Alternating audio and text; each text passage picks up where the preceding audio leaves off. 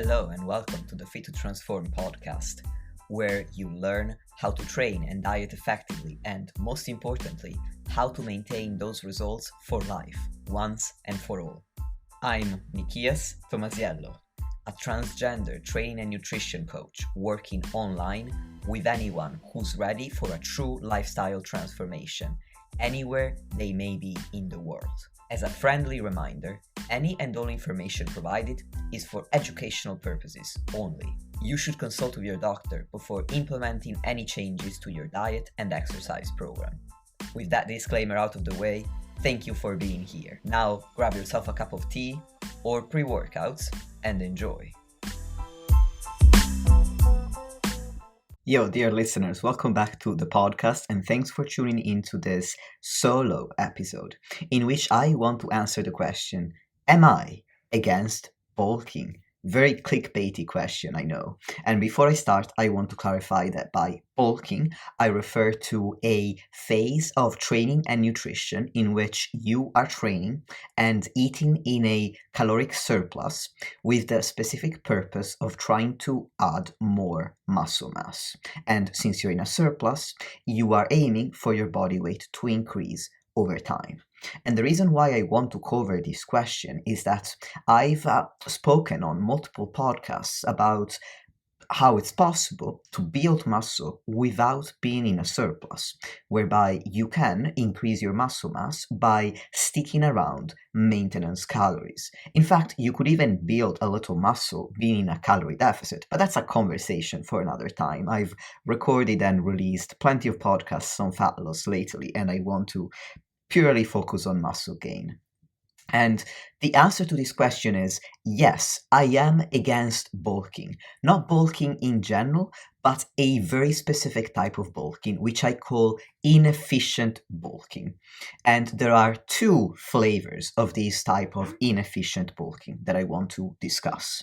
The first flavor is what's typically known as dirty or dream bulking, meaning you are eating a very large surplus of calories in an attempt to gain muscle as quickly as possible. And often this large surplus of calories comes from a lot of high carb, high fat, nutrient poor foods like pizza, cookies, ice cream, and the likes. Here's why I'm against it. For one, the outcome isn't that you build more muscle than if you were in a smaller surplus, because we have research on surpluses where researchers compare groups that gain muscle and weight in a smaller surplus while following a certain training program to groups that are in a smaller surplus following the exact same program. And at the end of the same period of time, when they compare the outcomes of the two groups, what we are observing is that the groups eating in the larger surplus are gaining more weight overall, but there's no significant difference in the amount of muscle they build compared to the group in the smaller surplus. And the reason why their weight gain is faster is because they are gaining more body fat than the group that's in a smaller surplus. So by being in an excessively large surplus, you have an inefficient fat to muscle growth ratio, whereby you're going to put on more body fats at a faster rate than if you were in a smaller surplus, while the difference in muscle growth is not going to be very significant. The second reason why I don't support this way of bulking is that you're going to develop a worse relationship with food and bodybuilding, in my opinion. Again, as I said before, the people who go on a dirty or dream bulk typically do it by eating a lot of high carb, high fat, nutrient poor foods. And it's almost like they are giving themselves permission to eat these foods because the goal is to bulk. And I can't speak for them. I don't know these people. I don't know if that's really the goal. But that is the impression I get. And I worry that you may develop a bad relationship with food whereby you're only allowing yourself to eat pizza or a cookie or ice cream because you're, in quotation marks, bulking. Whereas when you're supposed to be in a fat loss phase or at maintenance calories, then you're no longer allowing yourself these foods, and therefore you maintain a dichotomy between good and bad foods that doesn't help you nurture your body image and your relationship with fitness. Finally, the last but not least reason why I'm against this method of bulking is that you are placing your focus on the wrong variable. And the variables I'm talking about are nutrition and training. These are the two that we can manipulate whether we want to lose fat or gain muscle.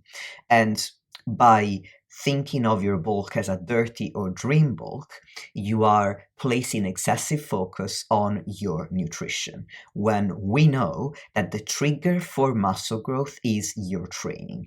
You can make muscle building easier by eating the right amount of calories and the right nutrients, but you can't trigger it. You can eat the largest surplus that you want. If you don't do the right training to support that surplus, you're going to gain primarily fat. Whereas you could be eating the worst possible diet, but if you are training, against all odds, your body is going to build some muscle, provided the training is hypertrophy specific. Now, the other variety of bulking that I consider inefficient is what I personally have termed fake bulking. And this is a flavor of inefficient bulking that I'm very well acquainted with, because that's exactly what I was doing back in 2019. I started my bodybuilding journey in 2018 with a fat loss phase that lasted from about June to around October. And then I told myself that I wanted to bulk. So I wanted to go into a surplus to gain weight and make muscle growth more efficient. But then what actually happened is that I would increase my calories. Then after about a week or so, my weight would go up slightly on the scale. I would panic about the weight gain, in quotation marks, which likely wasn't from anything other than water, because when you eat more, you have more food in your gut, so you weigh more, but you also carry more water, because when you're eating more carbs, a gram of carbs gets absorbed with 3 to 4 grams of water. Therefore, when you eat a high amount of carbs, or a higher amount of carbs than you used to, you're going to also hold on to a higher amount of water, and all of this makes you weigh more on the scale. Likely, I was also training a little bit harder because I was eating a little bit more food. That caused more inflammation, which again comes with an increase in water, in body water content. So for all these reasons, I wasn't really gaining weight in the way of muscle or fat just yet. It was way too soon. It was literally a week or two. But I was seeing these shifts on the scale. They were playing games on my mind, and so I would drop my calories back down thinking, oh no, I am bulking too fast, when I probably wasn't even in a surplus, because you can imagine I was scared of weight gain. Do you think I was increasing calories by 500? No. I can't remember how much I was trying to increase them by, but it was likely about 100 calories, because I know my brain, even if it's been years. And as a result of that, I would increase calories by 100, drop them down by 100. 2 weeks later, the outcome was I ended up staying at maintenance the entire time. And now, as I've said at the beginning and on many other podcasts, yes, you can build muscle at maintenance, but if you commit to being in a surplus, then be in the freaking surplus. Don't pretend to be in a surplus. Moreover, yes, you can build muscle at maintenance, but it is a slower process, and sometimes it's too slow to be detected by our naked eye for years, even, not even months, for literal years. And not only that, but building muscle at maintenance can be made harder by the fact that training needs to be really on point. Whereas if you're in a surplus, it's not only a more efficient process, it's also more foolproof, because a surplus makes building muscle easier. So even if your training is good, but it's not as good as it could be, you are going to put on some muscle simply because the nutrition is going to help. Whereas if you're staying at maintenance, and not only that, but you're also relatively advanced, you're no longer a beginner, and your training is not on point, then under all of these circumstances, this is a recipe for building a very, very small amount of muscle that you can't even see, or perhaps even not much muscle at all. The variables that make you more likely to build muscle at maintenance include being less experienced with training. The less experienced you are, the faster muscle growth is.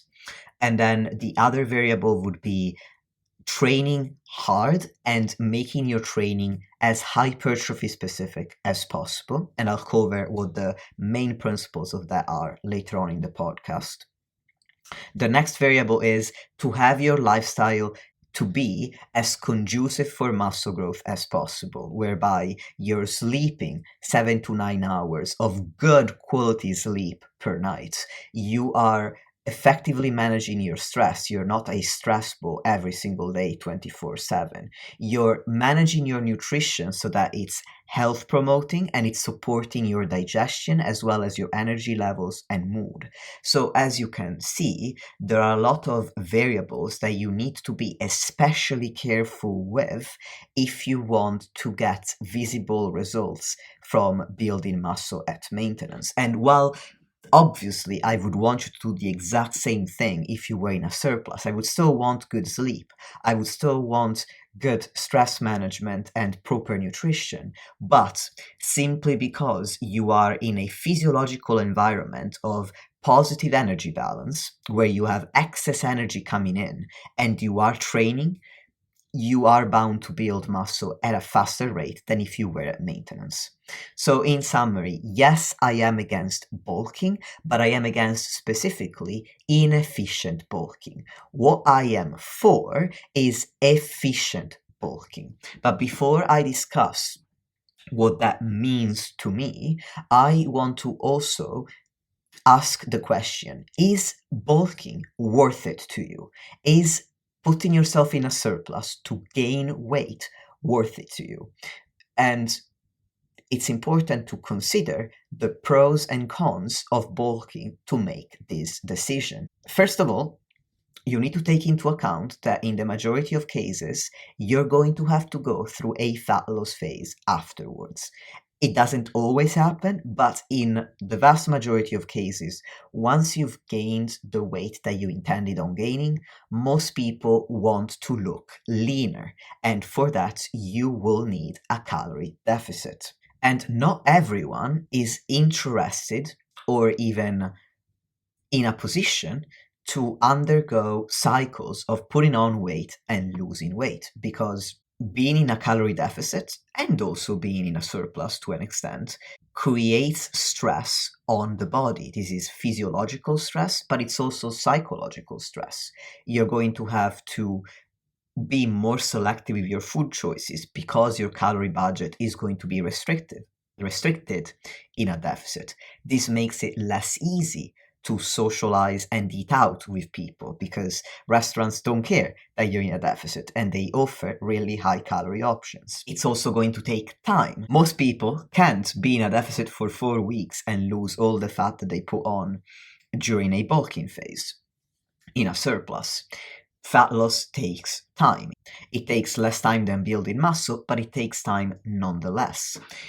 Moreover, some people developed a negative relationship with dieting because they had been trying to lose weight for so many years prior to going into their first surplus, and they find it really hard to get back into a mindset whereby fat loss happens efficiently for them.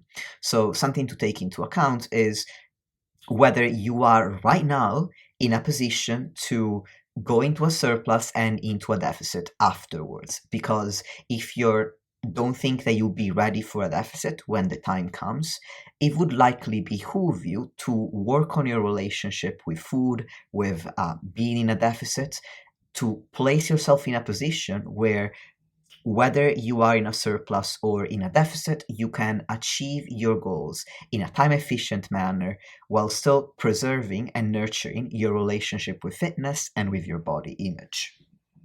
In addition to that, you need to consider that even in a surplus, muscle growth is going to yield diminishing returns over time, because when you undergo your first bulk is when you're the least experienced with training, so you're going to make the most gains.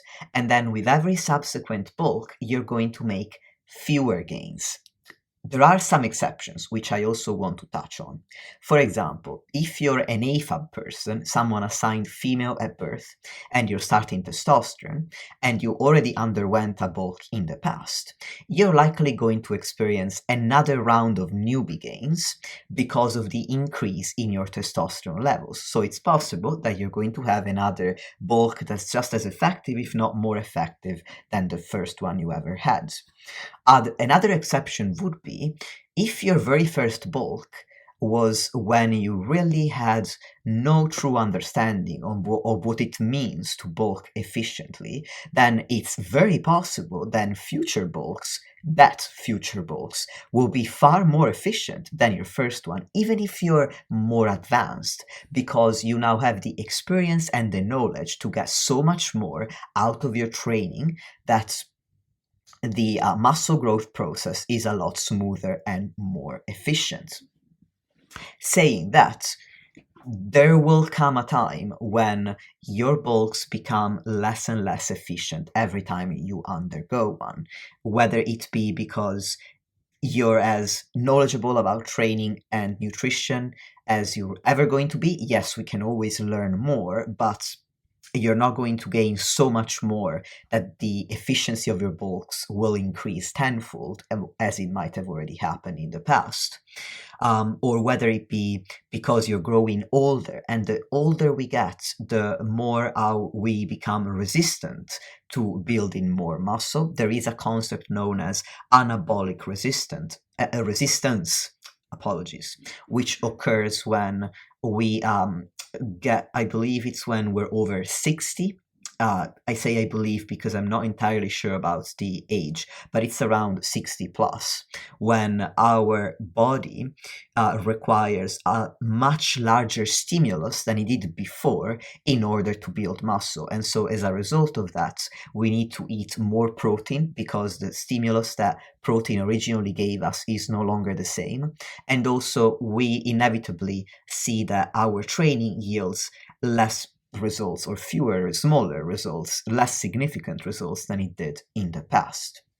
So at some point, you will notice that every bulk you undergo is less and less efficient, up to the point where you may start wondering, wouldn't it make more sense to avoid cycling through weight gain and weight loss, and instead sticking around maintenance at a leaner body composition that I'm already happy with, and continue eking out gains by doing that? Because if I continue to gain weight and lose weight, it's a physiologically and psychologically demanding process, and I'm really not gaining that much out of that I wouldn't gain from staying a bit leaner, staying around maintenance, or being in the smallest surplus that I can get away with, and basically trying to change my body weight to a lesser extent and focusing on the quality of my training more so than on scale weight changes. Another consideration to make is that a surplus requires more discipline, rigor, and structure than maintenance, because as I was talking about when I discussed the dirty or dream bulk, it's easy to think that because you have a larger calorie budget, then you can just eat whatever and make a lot of choices that involve high carb, high fat, nutrient poor foods. And you can be more lax around your meal timing, where you eat whenever, as long as you get the calories in. But that's not the case. If you want that surplus to go primarily into muscle growth and not into fat, then you need to prioritize your meal timing so that you're clustering a large portion of your carbs and calories around your workouts so that you maximize your performance. You want to make the right food choices, not only to provide yourself with a lot of quality nutrients, but also to avoid feeling excessively hungry, which may lead you to overeat and go above and beyond the surplus that you were meant to be in, whereby now you're gaining weight at a much faster pace. But also to avoid feeling excessively stuffed, whereby now you can't get all the calories that you need to achieve your surplus because you're not hungry enough. A final consideration is that your body is going to change in a surplus. You are going to gain weight on the scale. You are going to look visibly bigger. And you need to be in the right headspace to understand that that is a change that your body is going to go through. So before you decide that you definitely want to bulk, you want to take into account all of these aspects that I've just mentioned, and then you can choose whether this is the right path for you at this moment in time, or whether you need to first work on other aspects to make your future bulk as efficient as possible. Whether you may need to work on your body image, or whether you may need to work on improving your diet or your stress management or your sleep, or whether you need to work on being able to train close enough to failure and to make your training as hypertrophy specific as possible. If you have other skills to improve upon to make bulking more efficient, and you need to improve upon to a large extent, you need to improve upon them to a large extent, because you could still improve upon these skills while going through a bulk, but you need to have at least a basic level of proficiency with them. If you don't have that basic level, then going through a bulk may not be the best time for you to do that. And if you want a complete discussion of all of the variables to take into account to make bulking as efficient as possible, I recorded a podcast about that with another body composition specialist, a coach named Jeff Hain. That was episode 84, Gaining Muscle at Maintenance versus a Surplus with Jeff Hain, and you're going to find the link in the show notes below. And I strongly encourage you to listen to that podcast to decide whether you have that basic proficiency with all the skills required to make the most of a surplus. Now, if you're in a position where you are ready to bulk, yay! Let's talk about what an efficient way to bulk looks like. First of all, you need to focus more on your training versus your nutrition. Training is the main priority for growth. Then you need to be doing enough volume for each of your target muscles. And according to research, that's usually 10 to 20 challenging sets per body part per week. And what I mean by that is that seems to be the range that's been found in research for muscle growth to occur efficiently. However, there are outliers, and you're going to need to experiment to find the right amount of volume for each of your muscles, because it can be different depending on the muscle for you. And I strongly encourage you to work with a coach on that. In addition to the amount of volume, you want to use the right form to target the muscles that you're trying to grow. Because if you're trying to lift as heavy as possible, and the muscle you want to grow isn't strong enough to handle that load, you're still going to lift it, but you're going to use other muscles, meaning you're going to spread the stimulus for growth across multiple muscles instead of isolating the one that you really want to develop, or the 2 or 3 or however many there may be involved in that particular lift. The point is, you're going to dilute the stimulus instead of making it concentrated and concentrating it upon your desired muscle. And finally, you want to achieve a close proximity to failure. And while research suggests that you can leave even 2 reps before hitting muscular failure in order to build muscle, the majority of people I work with need to hit muscular failure in every set where it's safe to do so, because they simply don't have the experience to stop before failure and to know when to stop for that set to be effective. So if you're in a position where if you take a hard look at your own experience and proficiency with lifting, and in answer to the question, would you be able to stop 2 reps away from failure? Your honest answer is, I don't know, or I don't think so. Then the best way to practice your proximity to failure is to actually take your sets to failure where it's safe to do so, because it's the only way to understand what it means to get close enough to failure, because in order to hit failure you have to get close enough as well, and that's how you learn. Now, moving on, this is how you make your training as hypertrophy specific as possible, or at least these are the main principles if we really boil it down to the 3 simplest principles: enough volume, proper form, and a close proximity to failure. But there are a lot more complexities to resistance training that I'm not going to go into right now.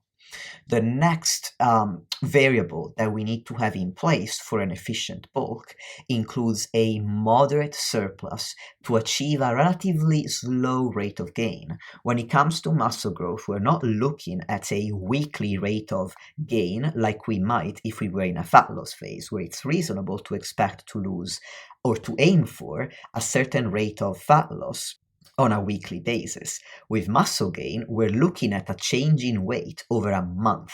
I normally check my client's weight if we're using body weight as a metric, because I don't use body weight with everyone. Then we're looking at, I am looking at the change in body weight every 2 weeks. And over a 4-week period, I'm looking to see a change of about 0.5 to 2% of their original body weight, which is roughly the same rate I aim for in a fat loss phase on a weekly basis. So this is to say that's how much slower muscle growth is compared to fat loss. Next, you need to avoid focusing on the scale weight or what you look like, because when you're doing that, you're looking for immediate gratification. You want to see a certain number on the scale, or you're expecting to see that because you're in a surplus, you're gonna have a much bigger physique right away. And not only that, but many people also expect to see themselves look leaner. Now, if you are gaining weight in a surplus, you're not only gaining muscle, you're also gaining a little bit of body fat, which is going to hide your muscle definition to an extent.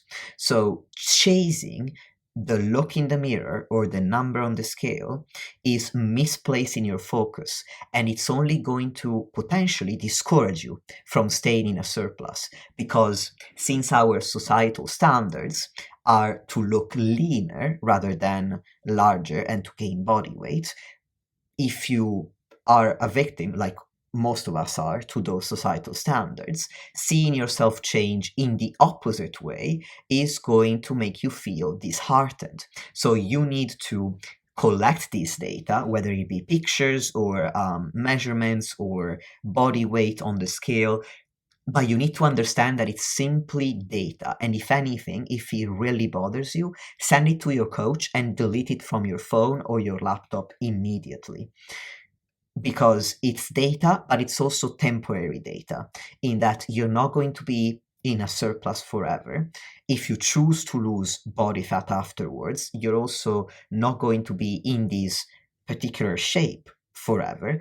It is a means to an end. And if your end is to be leaner with more muscle than you started with, then the process doesn't stop with a surplus. It usually ends with a fat loss phase. And I'm talking about it as if it's a singular fat loss phase and a singular bulking phase. Depending on how serious you are and how much of a change you want to make, you might need multiple surplus phases and multiple deficit phases over a number of years. But the journey is really different for everyone, and it depends on the extent of the changes you want to make, your age, your training experience, and other variables that you only want to discuss, that you can only really discuss in detail with a coach who understands your body, who is going to learn more about your body through coaching you. So you really need to avoid focusing on scale weight or appearance data during a bulk, especially if it's going to make you feel disheartened. And you need to embrace the concept of delayed gratification by doing your best to focus on the process. Focus on how enjoyable training is when your performance is going up a little faster than at maintenance or in a deficit because you have more calories available. Focus on how much easier life is in terms of flexibility with food when you have a larger calorie budget. Focus on how well nourished you feel because you're eating all this fruit, all these vegetables, all this protein and whole grain carbs, fiber and fats, but also some higher carb, higher fat, more palatable foods like the odd cookie, some ice cream, some pizza, because there's a place for them in any diet. They just can't be the majority of what you eat. And it's certainly easier to make room for them in a surplus as opposed to maintenance or in a deficit. And there's nothing wrong with enjoying that, as long as I said, when talking about the dirty or dream bulk, you don't become obsessed with these foods because you restrict them at all other times when you're not in a surplus, and then you eat a ton of them to your own detriment and to the detriment of the bulking phase when you're in a surplus because you're finally allowing yourself to have a bite of chocolate. So the final and possibly one of the most important variables that you need to put in place for an efficient bulk is patience. Muscle growth is hard. It takes time. It's not going to give you immediate gratification. You probably won't see the muscle you're trying to build in the current bulking phase, at least until you're done losing some body fat, if that's the route you want to go down afterwards. So assuming that you're going to be in a bulking phase for 6 months and then you're in a fat loss phase for 4 months, it's going to take you 10 months to see the results of all this hard work. So it's really pointless to focus on the immediate results. You want to focus on the process of the enjoyment of your training and of your way of eating, and you want to give your body time to make the adaptations that you are after. And these are the main variables that, in my opinion, comprise or amount to an efficient way to bulk, which is the only way of bulking that I coach, and it's the only way of bulking that I recommend. So with that, that's a wrap for today's podcast. I hope that you took some value from it. And if you're looking for a coach who's going to help you through the most efficient way to bulk, then you can send me your application form, which you can fill out by clicking on the link in the show notes. Or if you want to connect with me, then you can do so via my website or via my Instagram account, also linked in the show notes. Last but not least, the best way for my podcast to grow and for me to be able to invite more and more interesting guests is if you can share it, if you can leave a 5-star rating, if you can leave a written review. These are all ways in which you can support me. They are free, they cost you nothing, and they will lead to an increase in podcast quality, because right now guests turn me away if they don't deem the platform worth their time, if there isn't enough engagement with the platform. I will put a lot of effort into the podcast every single time I record an episode, but my effort alone is not going to make it. I need your help. So if you find these episodes valuable, please spare a moment of your time to help. And with that said, thank you very much for listening, and I will talk to you at the next episode.